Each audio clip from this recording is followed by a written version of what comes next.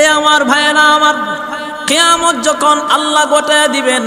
এখন তো আসমানের মধ্যে আমরা দেখতে পাই চন্দ্র উঠতেছেন, সূর্য উঠে, রাতের বেলা দেখতে পাই তারকা উঠে গো, রাস্তা দিয়া গাড়ি চলে, মসজিদের মধ্যে আজান হয়, এমনকি রাস্তাঘাটে মানুষ বাজারে যায়। এমন একদিন আসবে পৃথিবীটা একেবারে নিস্তব্ধ হয়ে যাবে, কোনো মানুষ থাকবে না, কোনো মসজিদ থাকবে না, এমনকি মসজিদে আজানও হবে না, গাড়ি ঘোড়া চলবে না, এমনকি চন্দ্রটা উঠবে না, এমনকি তারকা রাতের বেলা দেখা যাবে না। এমন একটা হাল হবে, এই পৃথিবীটা ধ্বংস হবে, এই পৃথিবীর যা কিছু দেখতে পায় সব কিছু চূর্ণ বিচূর্ণ হয়ে যাবে। ভাইয়েরা আমার, এমন অবস্থা হবে রে ভাই,